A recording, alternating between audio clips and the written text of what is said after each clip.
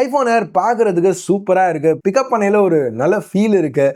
அந்த 5.6mm thickness, 165 gram wait ரொம்ப வித்தியாசமாக இருக்குது. இந்த ஃபோனை வாங்கலாமான்னு நினச்சிட்டு இருக்கவங்க இதோட காம்ப்ரமைசஸை தெரிஞ்சு வாங்குங்க. இதுதான் முதல் eSIM ஒன்லி ஐஃபோன் இந்தியாவில். இந்த திக்னஸில் சிம் ஸ்லாட் ஃபிட் பண்ண முடியலன்னு நினைக்கிறேன்.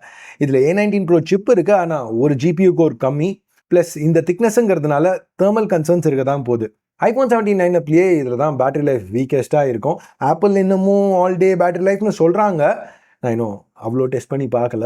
எனக்கு தெரிஞ்சது இந்த ஒரு மாடலுக்கு தான் apple MagSafe battery pack accessory offer பண்ணுறாங்க. ஸோ பார்ப்போம். மற்றபடி பின்னாடி ஒரு கேமரா தான், ஸோ அல்ட்ரா வைட் டெலஃபோட்டோ கிடையாது. ஸ்பீக்கரும் சிங்கிள் ஸ்பீக்கர் தான்.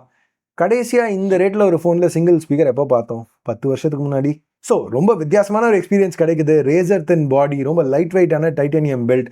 பட் இதெல்லாம் இருந்தாலும் நிறைய பேருக்கு ரெகுலர் iPhone 17 இதோட பெட்டரான சாய்ஸாக இருக்கலாம். ஸோ இந்த 2 ஃபோனில் ஒன்று சூஸ் பண்ணணும்னா எதை சூஸ் பண்ணுவீங்க? கமெண்ட்ஸில் சொல்லுங்கள்.